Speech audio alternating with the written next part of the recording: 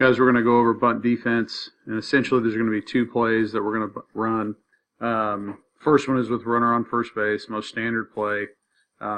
Keep in mind just kind of positioning. So third baseman is in front of the bag, up on the lip, maybe even a step in on the grass. Second baseman's maybe a step or a half step closer to first base because he's got to be able to get here if the ball is bunted up the first base line or the first baseman actually fields that play. First baseman's responsibilities are going to be kind of up the middle and on the first base side. Third baseman's going to come get anything that's hard, but somebody has to be able to get back to third base because if this guy advances to second, there's going to be nobody here if he fields the bunt. So the catcher has a responsibility of basically yelling at him and telling him to get to the third base bag or transition back. So it's kind of rotating. Let's just go ahead and pretend that the third baseman's going to field the bunt kind of in this area. This guy is rotated here. Let's say he makes the throw. The catcher has to be the one that transitions all the way back over here to get back. Okay, and then I'll go ahead and just reset this play here. And same thing, if let's say the ball is bunted up the first base line to right at the pitcher, the second baseman has to first come this way on a bunt. And the reasoning for that is because he has to protect against the push bunt that could get by the pitcher and the first baseman. So once he does that, then he can move this way as this guy's coming down the line. Now, keep in mind that this runner may very well be running down the line. He can actually have his right foot on the baseline and still be okay. So it's important is the first baseman, second baseman, whoever's covering this play, their left foot needs to be on the bag, their right foot needs to be extended over here, giving a big wide target. We don't want to put our right foot on the front of the bag and extend our left foot. Now that makes the most sense if I'm a first baseman receiving a ball on a ground ball.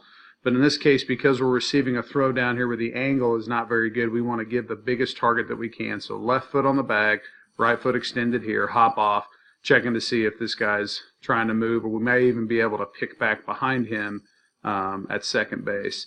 And a good way we can do this is just kind of as a shortstop, maybe we can even deke with our body language, or maybe even give up some kind of call or say something to make the runner think that the ball's gone down the line. And he may fly off the bag and maybe able to back pick him right here. So just kind of a little gamesmanship there on that end.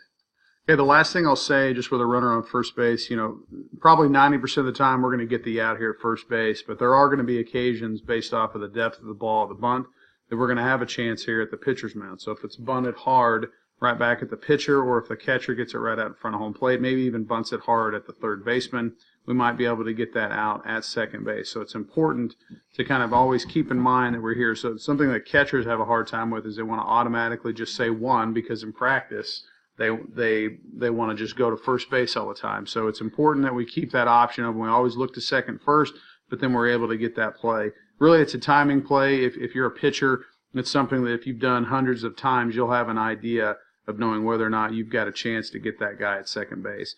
So really kind of make sure we take a look at that.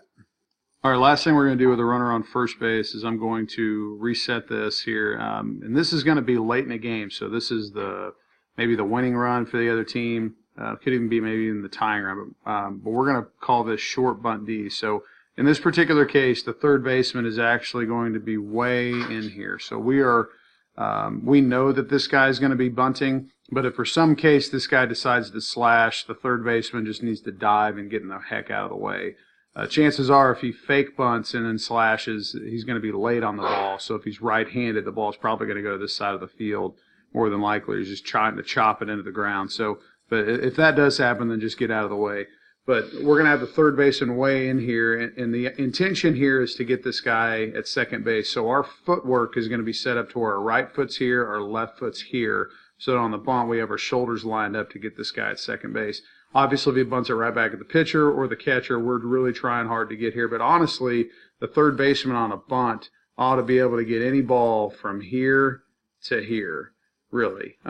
He should be able to, as soon as the pitch happens and he's squaring, he should be almost in this area. The only way a ball is going to get by him probably is if it somehow miraculously is bunted over his head. But that's really the area that we want this guy in. First baseman, of course, is going to be charging. It's our normal situation where the second baseman comes in, darts to first base if we have to, in order to get that out. and the shortstop's going to be covering on this play. So it's important for the shortstop, and still when he gets here, is to not accept the throw from the third baseman as if he's accepting it from a second baseman on a normal double play.